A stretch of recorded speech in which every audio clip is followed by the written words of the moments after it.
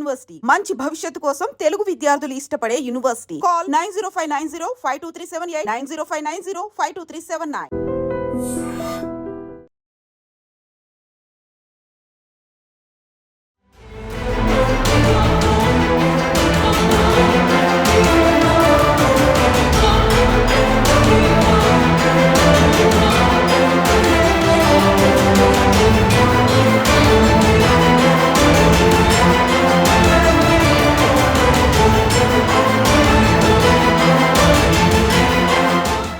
Hi guys, welcome to I dream. నేను మీ చాణక్య. ఎప్పుడైతే పాకిస్తాన్ మన ఇండియా మీద దాడి చేసిందో, అది కూడా పెహల్గాంలో, అక్కడ మెయిన్గా అంతకంటే ముందు జరిగిన కొన్ని హింట్స్ అనేది కూడా వచ్చింది. మెయిన్గా అది ఎలానో ఏంటో అనేది కూడా చూస్తాం. ప్రస్తుతం ఇండియా తీసుకుంటున్న కొన్ని డేరింగ్ స్టెప్స్ అనేది కూడా ఒకసారి చూస్తూ ఉంటే, మరి రాబోయే కాలంలో ఖచ్చితంగా పాకిస్తాన్కి మాత్రం పంబరేగిపోయేలా కూడా సమాధానం మన ఇండియన్ ఆర్మీ ఇవ్వబోతుందని కూడా అర్థమవుతుంది. ఎస్, అండ్ ఒకసారి ప్రీవియస్గా అబ్జర్వ్ చేసుకుంటూ ఉంటే, చైనా ఎప్పుడైతే తన పక్కన ఉందని చెప్పేసి మరి విర్రవీగుతుందో పాకిస్తాన్, అసలు అడ్డు అదుపు లేకుండా మరి మొన్న బంగ్లాదేశ్లో కూడా చూసాం. యూనస్ ఖాన్ని మరి అక్కడ దేశాధినేతగా పెట్టారు.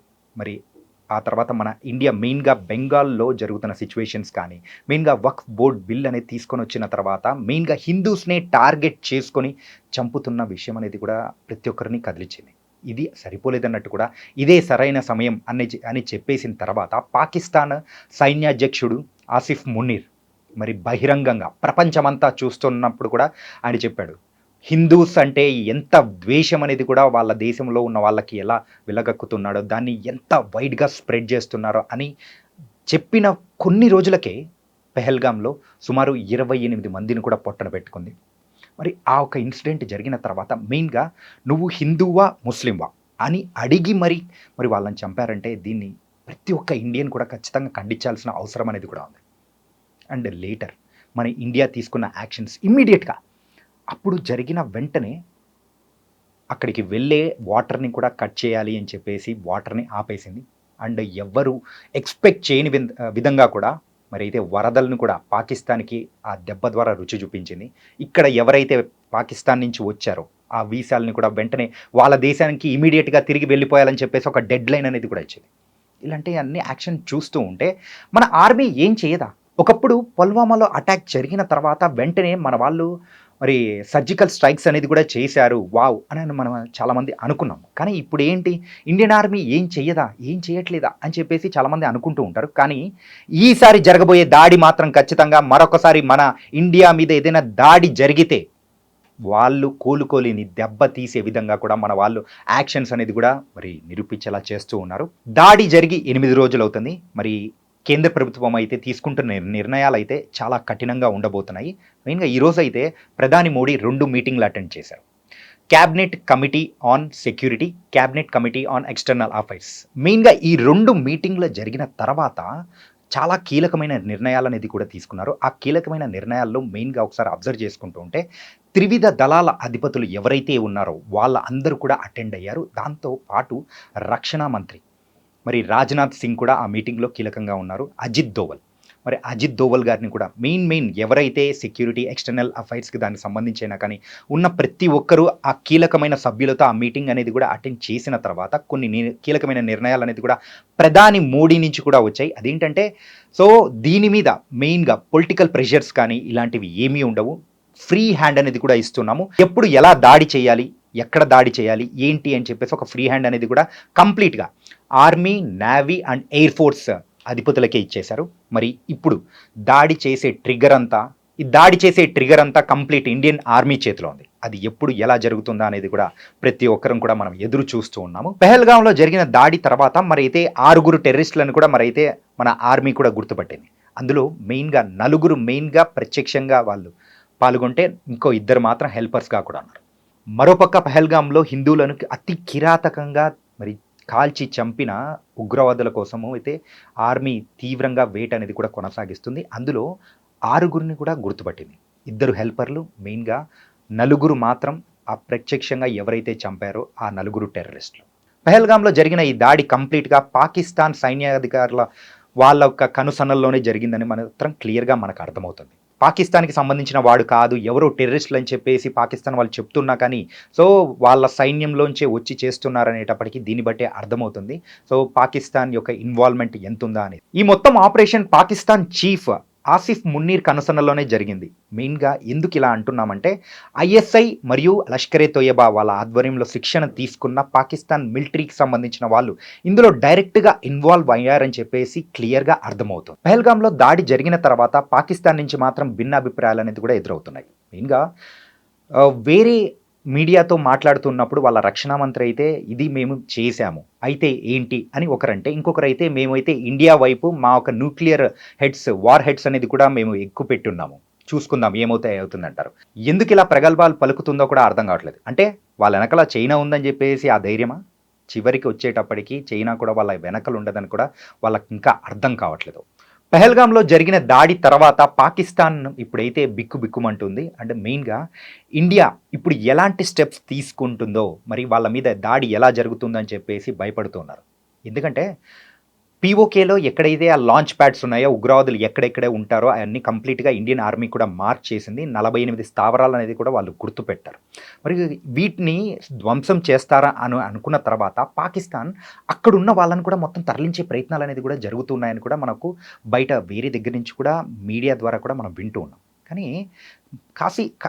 కానీ ఈసారి ఇండియన్ ఆర్మీ చేయబోయేది అంతకు మించి.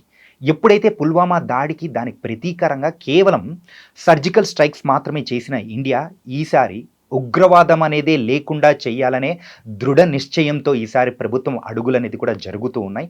ఎప్పుడైనా కానీ షిమ్లా అగ్రిమెంట్ అనేది క్యాన్సిల్ చేస్తే అది వార్కి దారి తీసినట్టే అన్నట్టు కూడా ఉంటుంది. సో ఈసారి ధైర్యంగా ఇండియా అయితే అలాంటి స్టెప్స్ అనేది కూడా తీసుకోవడం మనం చూస్తూ ఉన్నాము. కేవలం లాంచ్ ప్యాడ్సే కాదు, పీఓకేలో ఉన్నదే కాదు, మరి ఆ దేశంలోకి వెళ్ళి ఉగ్రవాదులను మట్టు పెట్టాలని చెప్పేసి ఉద్దేశం మాత్రం క్లియర్గా స్పష్టమవుతోంది. ఇంకొక పక్క అయితే మరి తాలిబాన్లతో మరి అయితే చర్చలు జరుగుతూ ఉన్నాయి. మరి ఆల్రెడీ పాకిస్తాన్ లోపల ఉన్న బెలుచిస్తాన్ నుంచి కూడా వాళ్ళకైతే రిటర్న్లో రిటాలియేషన్ అనేది కూడా ఎదురవుతుంది.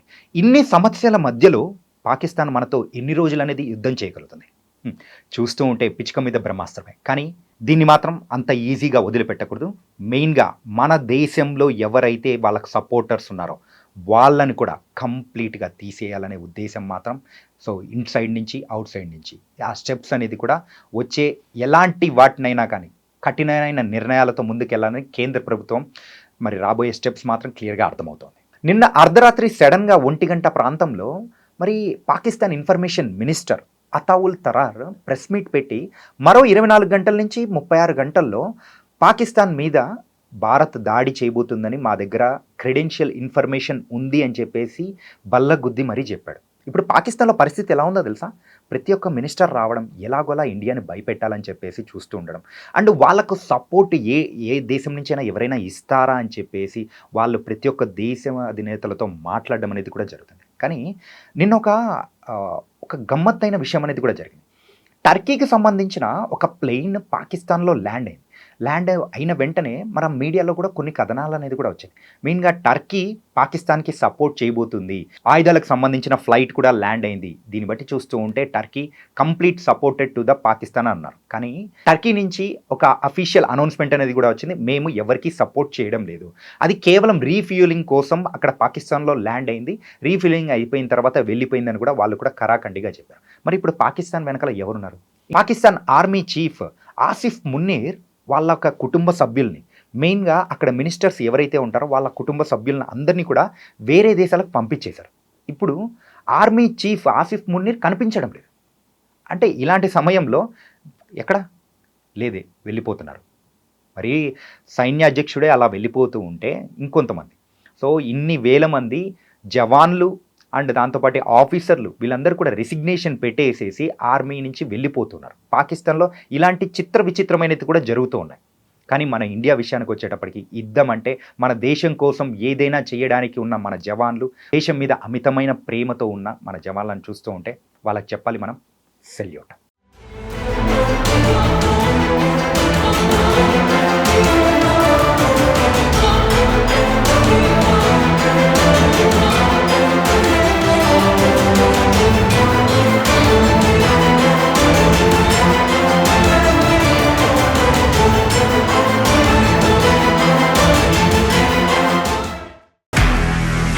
నిజంగా ప్రస్తుతం ఉన్నటువంటి సమాజం దేనికి ప్రయారిటీ ఇస్తుంది?